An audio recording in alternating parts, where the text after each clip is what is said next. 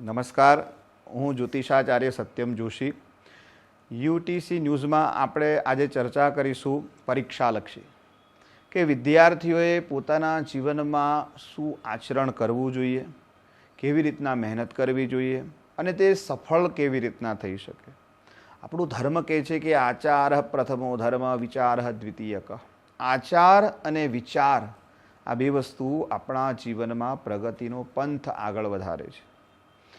આચાર અને વિચારથી કરેલા કાર્યથી આપણને સફળતા પ્રાપ્ત કરે છે. અને વર્તમાનમાં આચાર વિચારથી જીવીશું, આચાર વિચારથી રહીશું તો જીવનમાં સંપૂર્ણ પ્રત્યેક પરીક્ષામાં ઉત્તમ સફળતા પ્રાપ્ત કરીશું. આજકાલ વિદ્યાર્થીઓ મોબાઈલની લતની અંદર પોતાનું જીવન વેડફી રહ્યા છે ને એ વેડફવામાં પોતાનો કિંમતી સમય બરબાદ કરી રહ્યા છે. કારણ કે આજનો જે સમય છે એ મહેનતનો સમય છે, કોમ્પિટિશનનો સમય છે અને વ્યક્તિએ પોતાના જીવનની અંદર પોતાના આત્મબળની વગર કોઈ પણ રીતે સફળ થઈ શકતો નથી.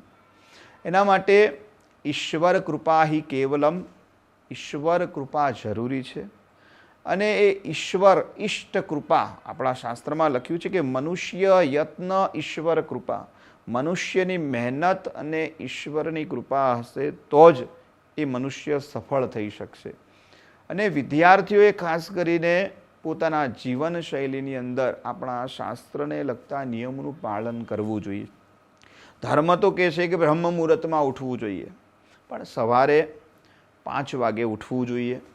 નિત્ય દૈનિક પ્રત્યેક વિદ્યાર્થીની વાત છે કે જે વિદ્યાર્થી અભ્યાસ કરી રહ્યો છે, જે વિદ્યાર્થી આજકાલ પરીક્ષા પણ આપી રહ્યા છે, તેમણે પણ પોતાના દૈનિક જીવનની અંદર પ્રભાતકાલે 5 વાગે ઉઠવું જ જોઈએ અને ઉઠીને સ્નાનાદિ કર્મ કરી પોતાનું વાંચન કરવું જોઈએ. કારણ કે સવારે કરેલું જે વાંચન છે એ ઉર્જાદાયક છે, એની એનર્જી અલૌકિક એનર્જી છે ને એની જે યાદશક્તિ છે એ જીવનમાં ખૂબ લાભકારી છે અને તમને સફળ કરાવશે. માટે વિદ્યાર્થીઓએ સવારે પ્રભાતકાલે ઉઠી વાંચન કરવું જોઈએ, પોતાના ઈષ્ટનું સ્મરણ કરવું જોઈએ. એવું નથી કે 24 કલાક તમે ભજો ઈશ્વરને. 24 કલાકમાંથી 1 મિનિટ પોતાના ઈષ્ટને આપો અને એ ઈષ્ટને એક જ પ્રાર્થના કરવી કે પ્રભુ, હું જે મહેનત કરું છું એ મહેનતમાં હું સફળ રહું અને એ મહેનત પર તમારી પરમ કૃપા રાખો. કોઈ મંત્ર બોલવાની જરૂર નથી, એટલું બોલશો તો પણ તમારો ઈષ્ટ તમારા પર રાજી થશે.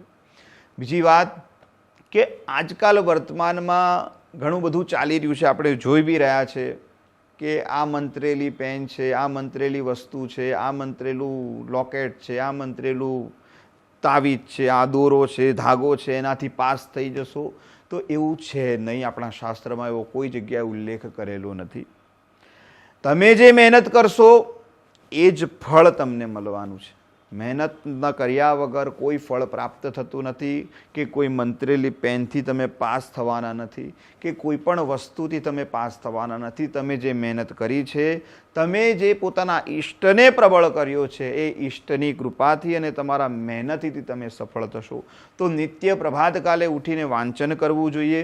પોતાના દૈનિક જીવનની અંદર એક નિયમ બનાવવો જોઈએ કે આ સમયે ઉઠવું, આ સમયે જમવું, આ સમયે રમવું અને આ સમયે શું. પોતાનો એક નિયમ, કારણ કે યમ અને નિયમ વગરનું જીવન વ્યર્થ છે. પોતાના જીવનમાંથી જો નિયમ વગરનું જીવન જોઈએ ને તો યમ યાતના એટલે કષ્ટ પડે છે. કારણ કે નિયમમાંથી ની કાઢી નાખીએ તો યમ થાય અને યમ એટલે યાતના અને યાતના એટલે પીડા, દુઃખ, કષ્ટ. એટલે પોતાનું જીવન નિયમથી જીવવું અને નિયમથી જીવેલું જીવન એ આપણને સફળતાનો માર્ગ બનાવે છે. અને આપણા જીવનમાં એક લક્ષ્ય રાખવું. તમારા જીવનમાં જો કોઈ લક્ષ્ય નહીં હોય તો તમે કોઈ દિવસ સફળ નહીં થાઓ. લક્ષ્ય વગરનું જીવન શૂન્ય છે. આજથી જ એક લક્ષ્ય ધારણ કરો કે મારે આ સ્થાન સુધી પહોંચવું છે, તો એ સ્થાન સુધી પહોંચવા મારે કયા કયા પથ પર જવું પડશે તો એ પથને નક્કી કરો. પહેલાં તો તમારું મૂળ, અત્યારે ધોરણ 10 અને 12ની પરીક્ષા છે તો 10મા ધોરણમાં હું આટલા ટકા લાવીશ, 12મા ધોરણમાં હું આટલી મહેનત કરીશ, તો આગળ મારે કયા પથ પર જવું છે તો એ પથ પર હું આગળ જઈશ અને એ પથ તમારા સફળતા પર તમને ખૂબ લાભ કરાવશે. અને જીવનની અંદર આજ પરીક્ષાનો સમય ચાલી રહ્યો છે, તમે આખું વર્ષ મહેનત કરી છે, તો અત્યારથી જ તમારા ઈષ્ટની ભક્તિ કરો. રોજ સવારે ઉઠીને ગણપતિને નમસ્કાર કરો. આપણે બધા જ બોલીએ છીએ શ્રી ગણેશાય નમઃ, તો આટલું પણ બોલશો. અથવા તો બધા આપણે જાણીએ જ છીએ મંત્ર, વક્રતુંડ મહાકાય સૂર્યકોટિ સમપ્રભ નિર્વિઘ્નમ કુરુ મે દેવ સર્વકાર્યેષુ સર્વદા. કોઈ પણ કાર્યની શરૂઆત ગણપતિ વગર થતી નથી. અને મા શારદાને પ્રણામ કરવા, વિદ્યાની દેવી માં ભગવતી સરસ્વતી છે, તો સરસ્વતીને નિત્ય પ્રણામ કરવા. ક્લીમ સરસ્વત્યય નમઃ આ મંત્ર 11 વાર બોલવો, જેથી તમને એક આત્મબળ મળશે.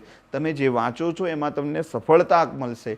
વાંચવું, મહેનત કરવી, એ મહેનતથી જ તમે આગળ વધશો, પણ એ ઈશ્વર કૃપા વગર મળે નહીં. એટલે ઈષ્ટને ભજજો. અને એક મંત્ર છે, સરળ મંત્ર છે, અને એ મંત્ર બધાએ બોલવો. એ લાભકારી મંત્ર છે. આપણા શાસ્ત્રમાં લખેલું છે, નમસ્તે શારદા દેવી સરસ્વતી મતિપ્રદે વસત્વમ મમ જીવ્હાગ્રે સર્વ વિદ્યા પ્રદા ભવ. આ જે મંત્ર છે, એ મંત્ર જ્યારે તમે વાંચવા બેસો ને, એ મંત્ર 11 વાર બોલવો. અથવા તો ઓમ ક્લીમ સરસ્વત્યય નમઃ આ પણ 11 વાર બોલીને વાંચવું. તો એ વાંચનમાં તમને ખૂબ લાભ મળશે ને તમારી મહેનત એક આગળ આવીને ઊભી રહેશે. તો જે તમારે પ્રમાણે તમે મહેનત કરો છો, એ મહેનત પ્રમાણે તમને પરિણામ પણ મળશે. તો પરીક્ષાની અંદર સારી મહેનત કરો, પોતાના ઈષ્ટને ભજો, અને એક લક્ષ્ય પોતાના જીવનમાં રાખીને આગળ વધશો, તો જીવનમાં ખૂબ તમને સફળતા પ્રાપ્તિ થશે. ધર્મો રક્ષતિ રક્ષિતઃ, ધર્મની સાથે રહીને પોતાનું કર્મ કરશો તો ખૂબ આગળ જશો. અને ધર્મ અને કર્મ ભેગું થઈને તમારા જીવનમાં એક સારી સફળતા તમને પ્રાપ્ત કરાવશે. આપ સર્વનું કલ્યાણ થાય. આપ સર્વ પોતાની મહેનત પર સફળ થાઓ, એ જ અભ્યર્થના સાથે નમસ્કાર.